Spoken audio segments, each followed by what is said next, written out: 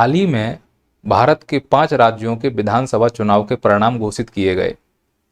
MPPSC के लिए किस प्रकार से महत्वपूर्ण हो सकता है, हम उस नज़रिए से इस क्लास को करने वाले हैं। जैसे पहला प्रश्न हमसे ये पूछा जाएगा, भारत के कुल कितने राज्यों में विधानसभा चुनाव संपन्न हुए? तो इसका सही आंसर है 5 राज्यों में। जैसे मध्य प्रदेश कुल 230 विधानसभा सीट है, राजस्थान 200 विधानसभा सीट है, तेलंगाना 119 विधानसभा सीट है, छत्तीसगढ़ 90 विधानसभा सीटें और पूर्वोत्तर का एकमात्र राज्य मिजोरम जहां 40 विधानसभा सीटें हैं। तो विधानसभा सीटों को लेकर प्रश्न पूछा जा सकता है। हो सकता है ये भी प्रश्न पूछा जाए कि किस राज्य में किस पार्टी की सरकार बनी है। संभवतः ये प्रश्न जरूर पूछा जाएगा कि 5 राज्यों में से कितने राज्यों में बीजेपी ने सरकार बनाई है। तो इस डायमेंशन में काम करना है। दूसरा ये प्रश्न बनेगा, 2023 में जो मध्य प्रदेश के विधानसभा चुनाव हुए हैं, यह कौन सी विधानसभा थी? तो इसका आंसर है 16वीं विधानसभा है और इस 16वीं विधानसभा में बीजेपी ने बाजी मारी है। इससे पहले जो 2018 में चुनाव हुए थे वो 15वीं विधानसभा थी। पर यहाँ पे ध्यान रखना है, 15वीं विधानसभा में कांग्रेस ने पार्टी संभाली थी। बाद में हॉर्स ट्रेडिंग का आरोप लगाया गया बीजेपी पर और 18 या 12 महीने के बाद बीजेपी ने सरकार को संभाला था। विधायकों की खरीद फरोख्ती का आरोप लगाया गया था। अब ये खबर कितनी सच है झूठ, मैं इसकी पुष्टि नहीं कर रहा हूं। एमपीपीएससी में अगला प्रश्न हमसे ये पूछा जा सकता है, चुनाव के दौरान जो स्याही प्रयोग होती है वह भारत के किस राज्य में बनाई जाती है? कर्नाटक राज्य में बनती है। कर्नाटक एक शहर है मैसूर, केवल यहीं पर बनती है और कहीं नहीं बनेगी, ये ध्यान रखना है। इसी से मिलता जुलता यानी स्याही से ही मिलता जुलता एक प्रश्न और पूछा जाएगा कि नोट बनाने की स्याही मध्य प्रदेश में कहाँ बनती है? तो इसका सही आंसर है देवास। देवास नोट प्रेस में नोट छापने की स्याही का भी काम होता है। तो मध्य प्रदेश के कितने स्थानों पर या भारत में कितने स्थानों पर नोट प्रेस है यानी नोट छपने का काम होता है? 4 स्थानों पर होता है। कमेंट करके उन चारों नोट प्रेसों के नाम मुझे बताइए। अब आइए मध्य प्रदेश की 16वीं विधानसभा के संबंध में कुछ प्रश्नों पर डिस्कस करते हैं जो एमपीपीएससी में काम आ सकते हैं। पहला प्रश्न क्लियर रखें, 2023 में 16वीं विधानसभा का चुनाव हुआ था जिसमें मध्य प्रदेश के अंतर्गत 230 विधानसभा सीटें हैं। यहां से प्रश्न उठाना, इन 230 में से एससी के लिए कितनी आरक्षित हैं और एसटी के लिए कितनी आरक्षित हैं। एक और प्रश्न का जवाब दीजिए, क्या मध्य प्रदेश में विधानसभा सीटों में एंग्लो इंडियन का प्रावधान नहीं है या फिर अगर था तो फिर किस संशोधन के द्वारा ये हटा दिया गया? बड़ा अच्छा प्रश्न है, इस पर ध्यान रखना। मध्य प्रदेश में मतदान कब हुआ था? 17 नवंबर 2023 को और परिणाम कब आए थे? 3 दिसंबर 2023 को। बस यहाँ ध्यान रखना है कि 5 राज्यों में एक साथ परिणाम घोषित नहीं किए गए। 3 दिसंबर को केवल 4 राज्यों में ही परिणाम घोषित किए गए थे। बाकी जो एक राज्य है मिजोरम, वहां 3 दिसंबर को परिणाम नहीं आए। कारण बताया गया कि उस दिन कुछ विशेष उनका सांस्कृतिक कार्यक्रम था, तो उनकी भावनाओं को ध्यान में रखते हुए एक दिन परिणाम लेट रहा। मध्य प्रदेश में जो मतदान प्रतिशत है वो लगभग 77.15% रहा है। अगर इस प्रतिशत में पुरुषों का देखा जाए योगदान तो 78.21% और महिलाओं को देखा जाए तो 76.03% रहा है।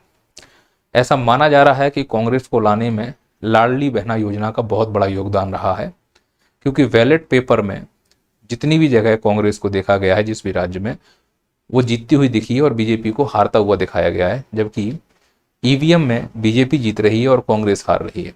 अब जो विपक्ष में बैठे हुए लोग हैं वो ईवीएम पर आरोप लगा रहे हैं और मुझे लगता है कि ईवीएम पे आरोप लगाना ठीक नहीं है। ईवीएम को लेकर सुप्रीम कोर्ट ने भी गाइडलाइन जारी की है, तो सुप्रीम कोर्ट का तो सम्मान होना चाहिए कम से कम।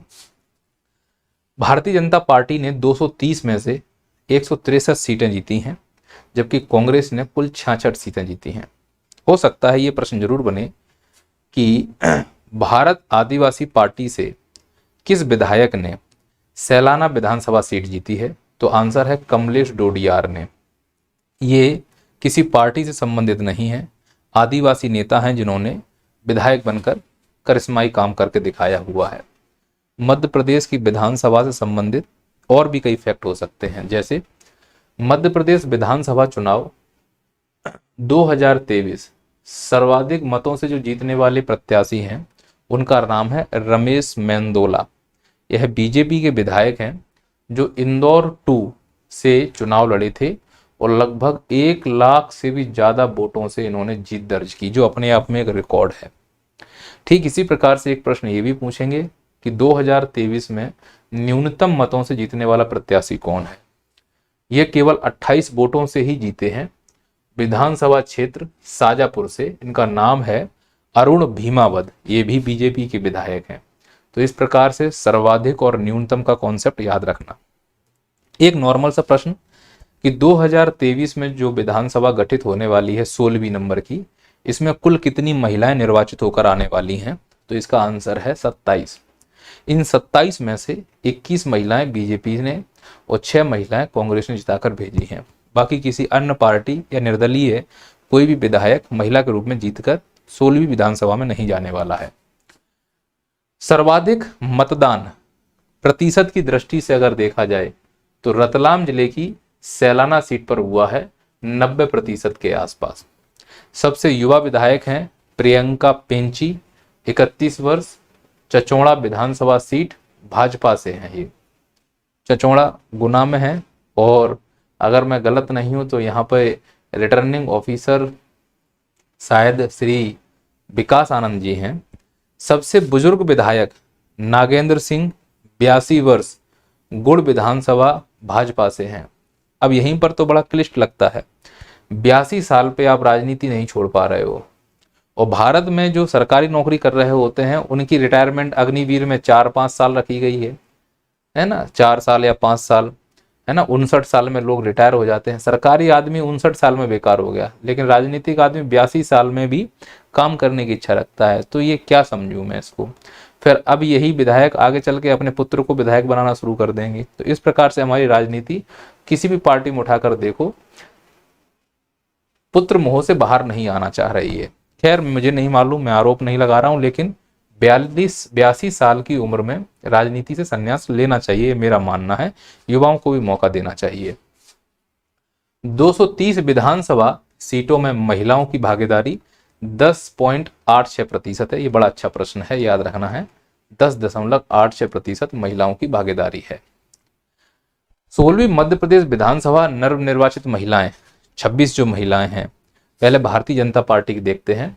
प्रतिमा बागरी रेंगवा से, राधा सिंह चितरंगी से, संपतिया उइके मंडला से, छाया मोरे पंधाना से, मंजू राजेंद्र दादू नेपानगर से, अर्चना चिटनेस बुरहानपुर से, अंबेडकर नगर महू उषा ठाकुर, मनीषा सिंह जयसिंह नगर से, मीना सिंह मांडवे मानपुर से, कृष्णा गौर गोविंदपुरा से, गायत्री राजे पवार देवास से, मालिनी लक्ष्मी गौड़ इंदौर 4 से, सीधी से हैं रीति पाठक जी, सरला विजेंद्र यादव सबलगढ़ से, प्रियंका मीना चचौड़ा से, ललित यादव छतरपुर से, निर्मला भूरिया पटेलाबाद से, उमा देवी लालचंद खटीक हट्टा से, कंचन मुकेश तनवे खंडवा से, नीना विक्रम वर्मा धार से। कांग्रेस की जो प्रत्याशी हैं वो हैं निर्मला सप्रे बीना से, चंदा सिंह गौर खरगापुर से, झूमा सोलंकी भीकन गांव से, अनुभा मांजरे बालाघाट से, साध्वी रामसिया भारती मलहरा से और सेना पटेल जोबट से। ये महिलाओं की भागीदारी वाली बात है। अब 2030 में जो आरक्षण का है वो कॉन्सेप्ट समझिए। अनुसूचित जाति के लिए 47 सीटें आरक्षित हैं और अनुसूचित जनजाति के लिए 47 सीटें आरक्षित हैं और अनुसूचित जाति के लिए 35 सीटें आरक्षित हैं। राज्य की स्थापना से 1996 तक मध्य प्रदेश विधानसभा भवन का नाम मिंटो हॉल था। वर्तमान में नवीन भवन का नाम इंदिरा गांधी विधानसभा है। इसके वास्तुकार चार्ल्स कोरिया थे। राज्य विधानमंडल अनुच्छेद 168 से 212, राज्य विधान परिषद अनुच्छेद 169, राज्य विधानसभा अनुच्छेद 170। ध्यान रखना, राज्य विधान परिषद 169 में वर्णित है, राज्य विधानसभा 170 में वर्णित है। मध्य प्रदेश में राज्य विधान परिषद नहीं है। बताइए द्विसदनी व्यवस्था भारत के कितने राज्यों में है। मिंटो हॉल का वर्तमान नाम कुशाभाऊ ठाकरे हॉल रख दिया गया है। ये पॉइंट आपको याद रखना है। आशा करता हूँ ये प्रश्न आपसे पूछे जाएंगे, आप इनके जवाब दे पाएंगे। मिलते हैं अगले वीडियो में। जय हिंद, जय भारत।